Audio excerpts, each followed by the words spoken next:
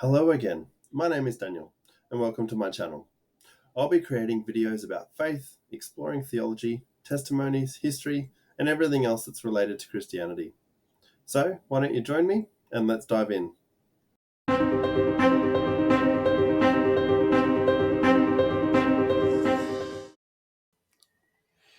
Hello, and welcome back to another video. We are continuing our series in James, and the second part of chapter 1. So, the second part of chapter 1 is about being hearers and doers of the word.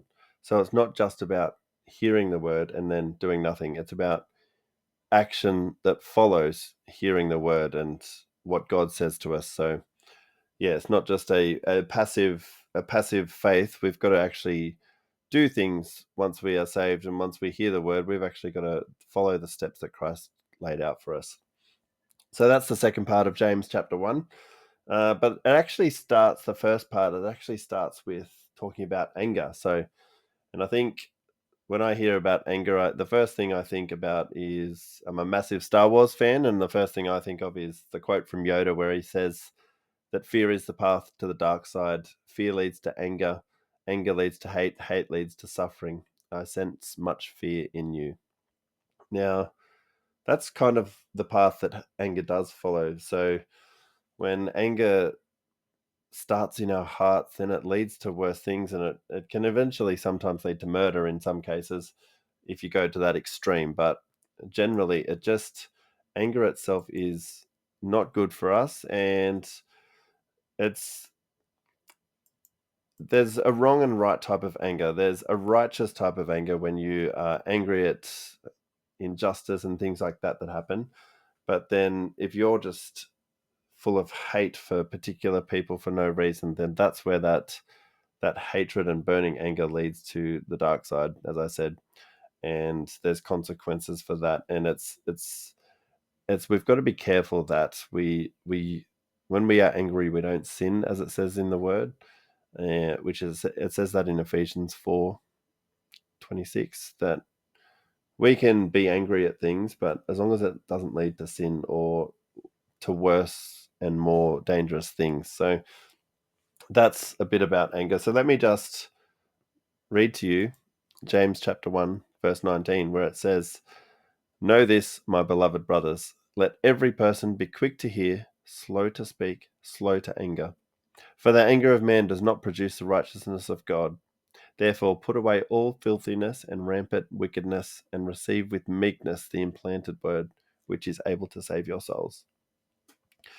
So that's a real challenge for us to keep our anger in check. And I also read something as well recently that sometimes constant anger in our hearts, we actually are at a greater risk of heart disease and heart attacks than the average person. So this often can trigger heart attacks or heart issues. So, and it was the study that I saw actually said that during 2 hours of an episode of anger, an individual's relative risk of having a heart attack was 2.3 times higher than the risk for someone who had not been angry. So it's important that if we have anger issues or anger is controlling us, that we can take it to God and just ask God to help us through this, because it's not going to produce the fruit that is needed for Christian living. I'll freely admit I've had issues with anger at times, and I've had to just really take it to God and check myself as well, because I don't want anger to start to rule my life and be in that constant state of heightened anger. So, and I love also what it says in the first part of in verse 19, where it says, "Be quick to hear and slow to speak." Now that's great advice as well. So it's often better to listen and think about what you're going to say and be slow to speak. And it's also talking about that in a way against anger, because when you think about it, the tongue is what comes out of our mouth can either destroy or build up someone else. So we've got to be really careful with that as well. So it goes hand in hand. It also talks in the Bible about how the tongue is like a ship's rudder. It's the smallest member, but it controls the ship, and our tongue is the same. So if we are constantly using words that pull down, then that's what comes out of our heart as well. But if we are doing words that build up and follow the word, then that's a different story. So those verses are really critical, and it's a really important that, if you're having issues with those things, then God can help us through that. And because that then, if we can control those things, then that produces righteousness through God. And the word gets implanted in us, and then from there we're able to control ourselves and be saved through that. So, and then after that, we then move on to doers of the word. So in verse 22, it says, "But be doers of the word, and not hearers only, deceiving yourselves. For if anyone is a hearer of the word and not a doer, he is like a man who looks intently at his natural face in a mirror. For he looks at himself and goes away and at once forgets what he was like. But the one who looks into the perfect law, the law of liberty, and perseveres, being no hero who forgets, but a doer who acts, he will be blessed in this doing." Now, this is really important, that a lot of people might hear the word and they might initially get excited and saved, but then they think, yep, I'm saved, I don't have to do anything else. But that's simply not true. So salvation is free, and it's a free gift, but we still need to change our lives and our lifestyle, because if we truly are believers in Christ, our lives can't stay the same. Change is demanded from this. And as we read the word and pray and speak to God, we will be changed from the inside out. And that's what it means. And it also means that anything in the Bible, we have to start acting that out, not just listen to it and read about it. We actually have to begin to act like Christ in our lives as well, whether that's going out into the community and helping other people, or lots of different things. But we can't just stand idle, and we can't stay the same, and we can't act like we were before we were saved either. And that's what it means. It's just the same as if I went and said to someone, yep, I'll be there next week at this time, and then I don't show up. And then I say it again that, yep, I'll be there next week, and I don't show up. And eventually you're going to think, well, this person's not reliable, because he's not doing what he said he would do.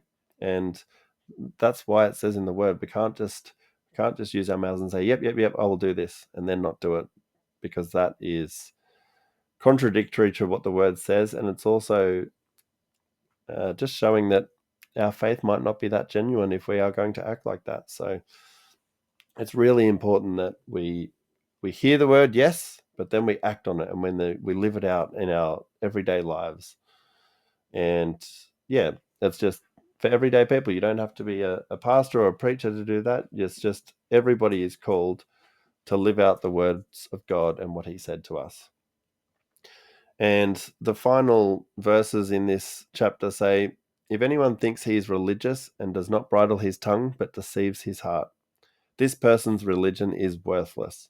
Religion that is pure and undefiled before God the Father is this: to visit orphans and widows in their afflictions, and to keep oneself unstained from the world."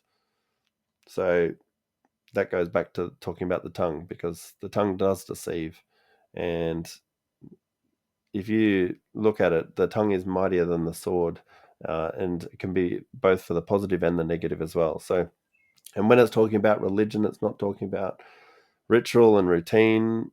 It's talking about having that relationship with Christ in your hearts, and that's how we grow, and that's how we live. And to go and visit orphans and widows, and that means going out into the community and showing the love of Christ through our actions. And to be unstained from the world means that we've got to give up things that we may have loved. If you are saved by Christ, there is a cost to following Jesus. And sometimes that means giving up things that we used to love in the world, that the world loves as well. But we have to, as Christ followers, we are called to be different, and we are called to show our differences and celebrate those differences. So it's really important that, when you become a believer, you are changed by that. So that's my thoughts on the second part of James 1. What are your thoughts?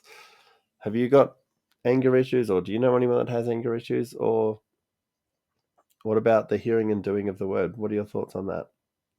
Let me know in the comments, and if you like this video, don't forget to like and subscribe to my channel, and we'll see you on the next video. Cheers.